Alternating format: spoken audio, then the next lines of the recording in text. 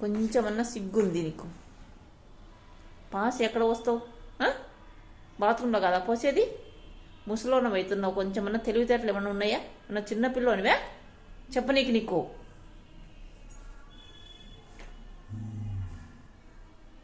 కొంచెమన్నా తెలివి ఉండాలా?